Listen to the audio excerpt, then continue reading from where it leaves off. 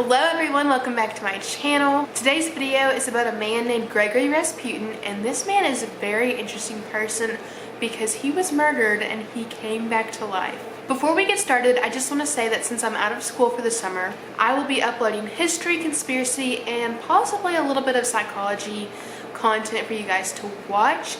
And I will be uploading videos every Friday and maybe one other day too. It just depends on if I feel like it or not. But yeah, so go ahead and subscribe if you're not already subscribed. And let's just be freaks together. A little side note, before we get started, I just want to say that my dog is right here. So if you like see like a leg or something, that's what that is. So with all of that being said, let's go ahead and get into today's video. So today we are talking about a man named Grigori Rasputin. So Grigori's parents, Anna Rasputina and Efim Rasputin, were very poor, and Grigori's dad was actually a peasant farmer.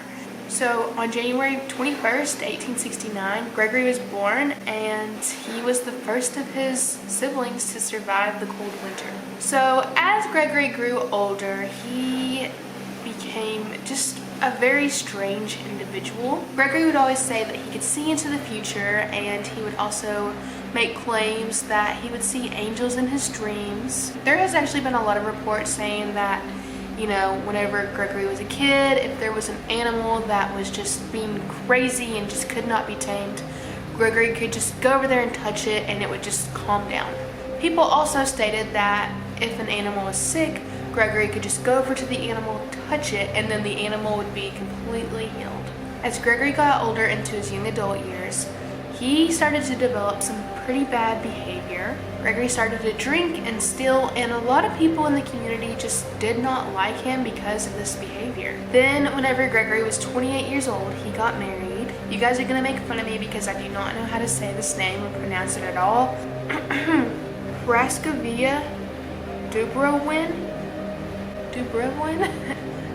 And in their lifetime together, they ended up having 4 kids together. But Grigori was very abusive and was an alcoholic. I'm just gonna tell you now, Grigori was a very sexual person. Grigori cheated on his wife with several people. So as the years went by, I guess Grigori just got bored one day and decided to steal a horse. This is just like what made his life so significant is this point right here. Instead of just dealing with the consequences, Grigori decided to run from his problems, and he went to a monastery sanctuary and he stayed there for several months. The people at the monastery really kind of took Grigori in and just kind of talked to him about God, and they told him, you know, you need to change your ways, you need to be more like us, be more holy. And eventually Grigori and this guy named Makari ran into each other, and they really just started to hit it off. Grigori loved Makari, and Makari always gave him good advice, and Makari eventually became Grigori's mentor. Soon after that, Grigori became a monk.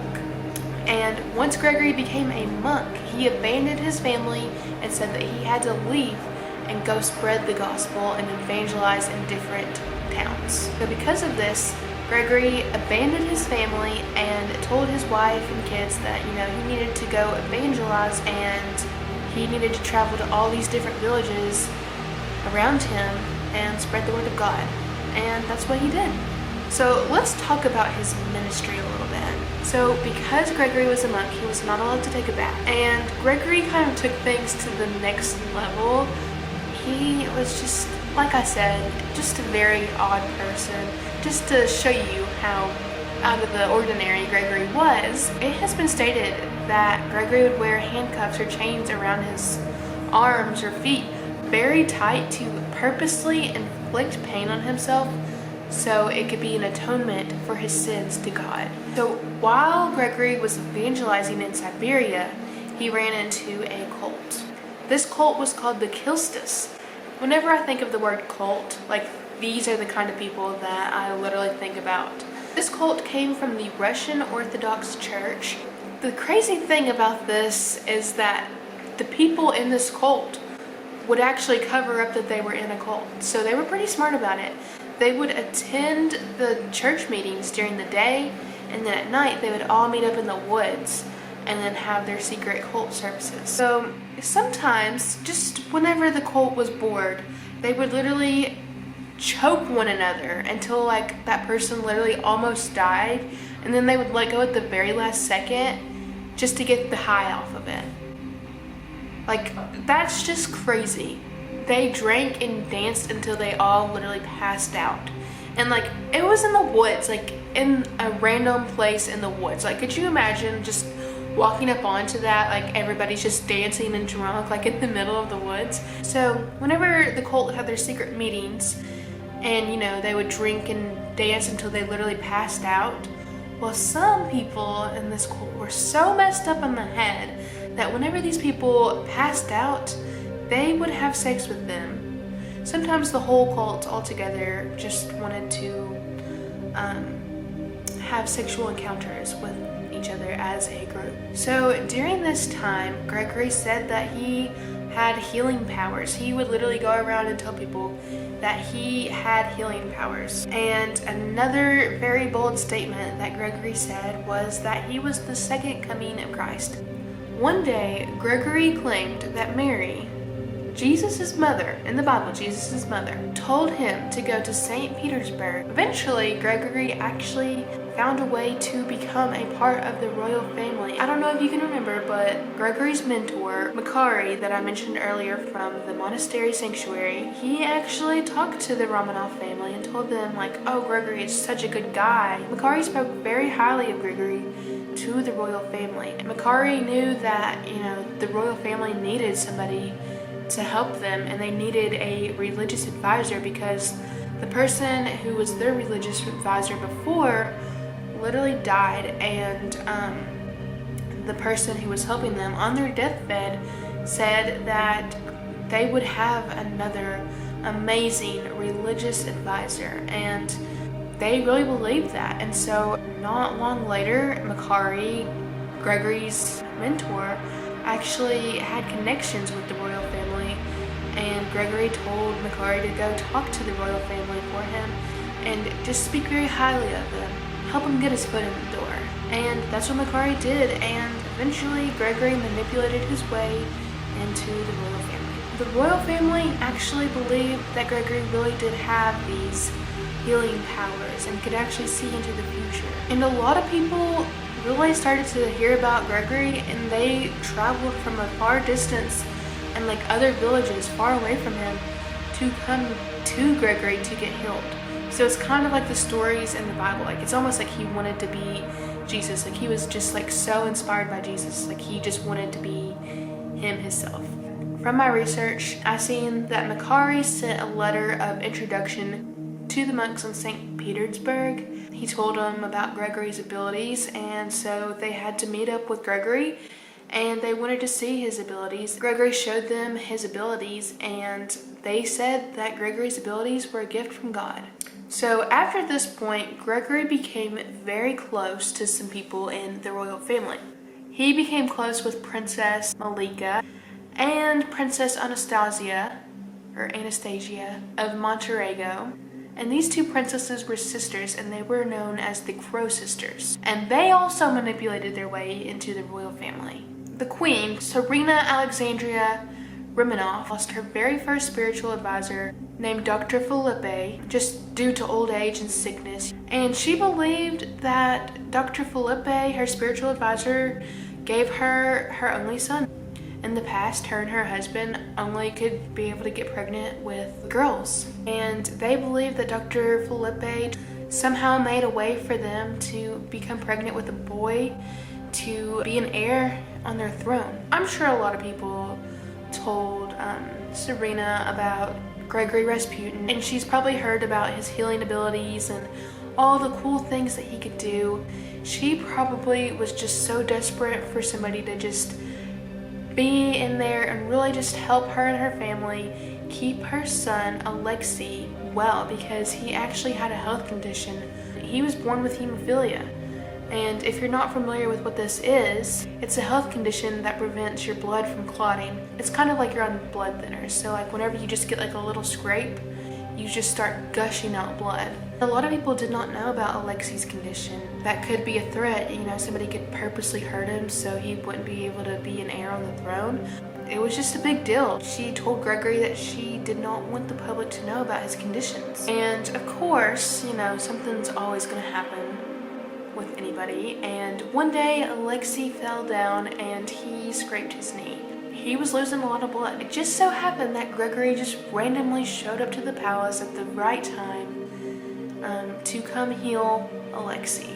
Serena, the queen, was like, how did you know about Alexei? And he told her that he got a vision from God and he wanted to help Alexei. But a lot of people in history believe that the Crow sisters actually told him what happened and that's why he came. But see, this is how he's manipulated. Because of this, the royal family was shocked that he even knew about the incident. Right there, whenever that happened, that's whenever he gained all of their trust and everyone was like, oh yes, we love Grigori. So whenever Grigori finally got to see Alexei, he told the doctors to leave so he can use his healing abilities to fix Alexei. Mysteriously enough, Alexei immediately began to heal. It's speculated that a lot of people believe that Grigori just prevented the doctors from giving Alexei an aspirin, which would have caused him to bleed more. And just to show you how much power Grigori actually had in this palace, he literally raped a maid and she told on him to the queen. And the queen took Grigori's side and fired the maid. You might be confused because I was kind of confused about this, but Grigori actually did not live at the palace. He had his own apartment and he would often have parties there. And it was often kind of like potlucks. Everybody would bring food to their house. Sometimes Grigori would just start mumbling things and look out the window and then be like, give me a paper, I need to write this down, I have a vision from God. And he would just sit there and stare and just write like a frantic person, because it was just his way of manipulating people into believing him. He'd always point to a woman and be like, I just heard a message from God that we need to have a sexual encounter. And literally people were so manipulated by him, they literally did it. One woman even left her husband for him. And after hearing about this incident, the police were ordered to follow him and just watch him. Grigori would often hire prostitutes, daily, every single day, go to the bathhouses, and Grigori would beat those girls, then do the encounter. That's how sick and nasty he was. And, eventually the monks that introduced him to the royal family heard about this, and they didn't like that. They actually told Grigori that they didn't like that, and one day they found him and they took a wooden crucifix and beat him. They were gonna kill him, but eventually he just ran away. And Grigori went and told the queen that these priests were trying to kill him and that he needed to do something about it because he couldn't help Alexei if they were trying to kill him. The queen ordered guards to just go after these priests, and the priests had to flee, and they eventually got away. But one of the monks that ran away found a prostitute, and she was actually beaten by another man, and he actually cut her nose off.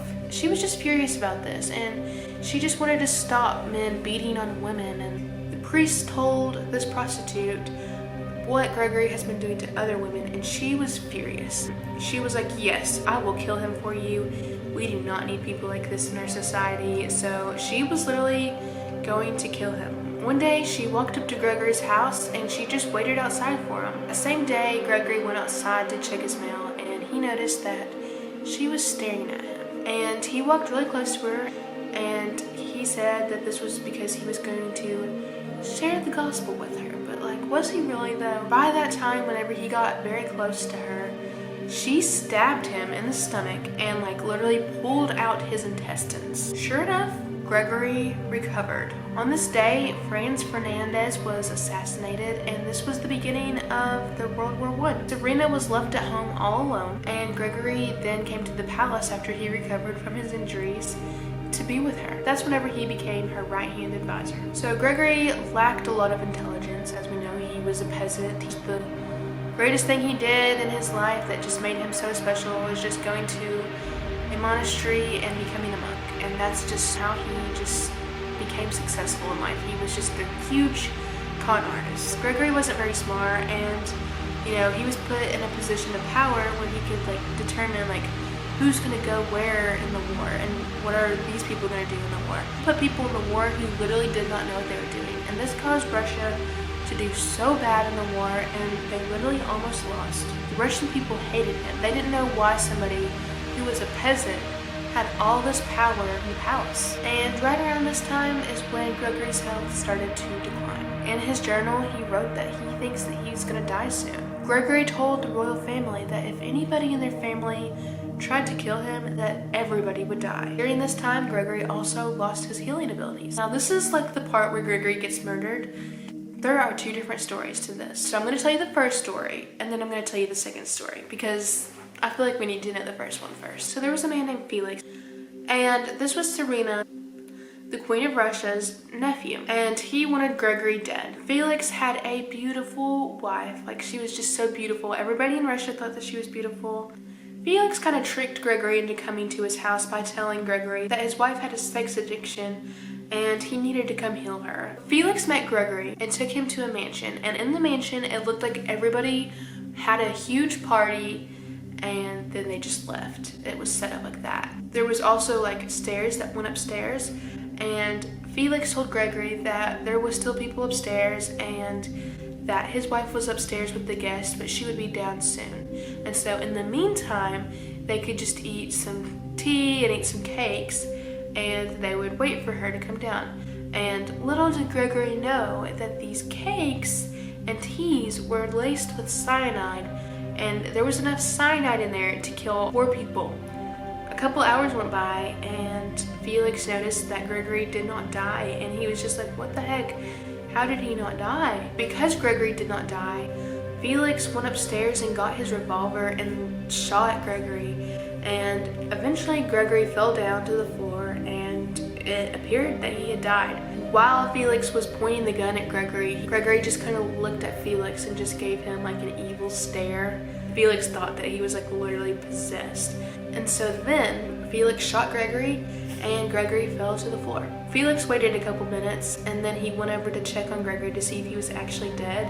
And he like kind of like got down on his face and like looked to see if Grigori was dead. And then Felix reported that Grigori's eyes were shut, and then like as soon as he got his face, they just opened up, and Grigori attacked him. Felix pushed Grigori off of him, and he ran back upstairs to tell his friends that Grigori came back to life after he shot him. Whenever he went upstairs to tell his friends about this, he came downstairs to the basement, and Grigori had left, and he was like trying to escape through the front yard when Felix and all of his friends found him, and they shot him. They filled his body up with bullets. Once all the friends figured out that Grigori was dead, they put him in the back of their car in their trunk and drove to a nearby river, opened a piece of ice on the frozen river, and threw Grigori in there, and he was frozen to death. So here's the other story, and this is the story that I actually believe. The autopsy showed that Grigori was shot 3 times, and one of those times were in the forehead. And the autopsy also showed that there was no trace of cyanide in Grigori's body at all. One thing that was pretty interesting that happened after Grigori died, if you can remember, Grigori told the royal family that anybody in their family that tried to kill him, if they did kill him, they would all be cursed and died. And that's actually what happened. So they all ended up dying 2 years later. That's the story of Grigori Rasputin. I hope you guys really enjoyed today's video. I enjoyed making it for you guys and researching it. And if you guys have anybody else that you guys would like me to do a video of from history, just leave it down in the comments below, and I would love to film it for you. Thank you guys. I'll see you guys next time. Bye.